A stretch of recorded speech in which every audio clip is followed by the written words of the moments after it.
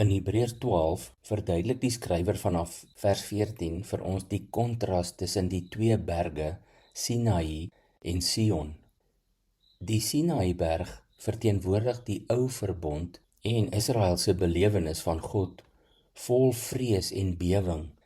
Sinaï was 'n fisiese berg, maar 'n onaantastbare berg met brandende vuur, donderwolke, stormwind, trompetgeskal en 'n stem so angswekkend dat die volk gesmeek het God moes ophou praat.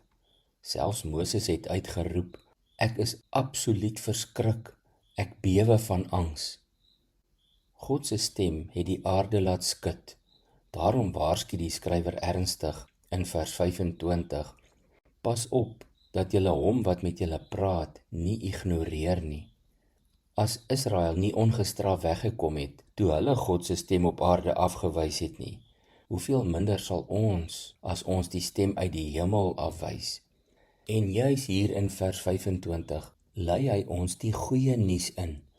Ons het te doen met die hemelse stem. Dit is die stem wat ons nie mag ignoreer nie, want in Christus is ons deel van 'n nuwe bedeling. In vers 22 skryf hy: "Julle het aangekom by Sions berg, die stad van die lewende God, die hemelse Jerusalem." Anders as Sinaï is Sion vol vreugde. Hy praat van miljoene engele in feesviering, die gemeente van God se kinders, wie se name in die hemel opgeskryf is.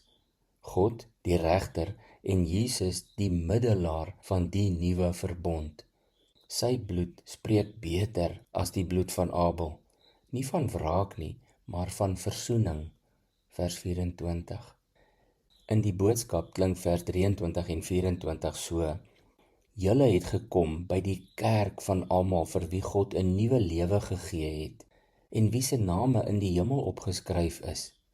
Daar kry julle ook vir God, wat uiteindelik as regter sal besluit wat die lot van elke mens sal wees.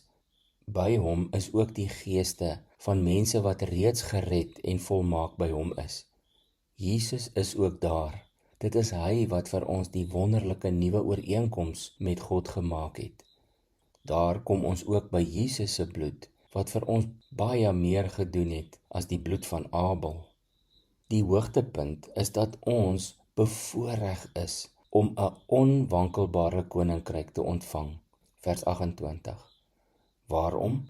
Omdat ons deur Jesus, die middelaar van die nuwe verbond, ingeneem is in God se ewige genade. Wat staan ons nou te doen? Vers 28 gee ons die antwoord: wees daadwerklik dankbaar en wys dit deur God met eerbied en ontzag te dien. Dankbaarheid is die hart van ware aanbidding. Dit verander jou ingesteldheid. My lewe behoort nie aan myself nie, maar aan my Redder. Ek leef nie ligsinnig nie, maar met ontzag en blydskap. Nie na binne alleen nie, maar na buite, dienend. Ek sê nie net ek is dankbaar nie, nee, ek leef dankbaar. Hier is 'n uitdaging. Begin elke dag met 'n eenvoudige gebed van dankbaarheid. Noem 3 dinge waarvoor jy God daardie dag kan loof. Bou jou dag op dankbaarheid en leef as iemand wat die radikale verskil tussen Sinaï en Sion nie net raak sien nie, maar dit gesmaak het. Leef vir Jesus.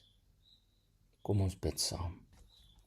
Here Jesus, baie dankie dat elkeen van ons deel mag wees van u kerk, u liggaam, wie se name in die hemel opgeskryf is, en dat ons by die Sionsberg aangekom het, u hemelse Jerusalem en u nuwe verbond.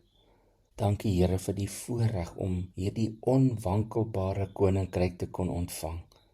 Help my ook vandag om nie net te sê ek is dankbaar nie, maar om waarlik dankbaar te leef.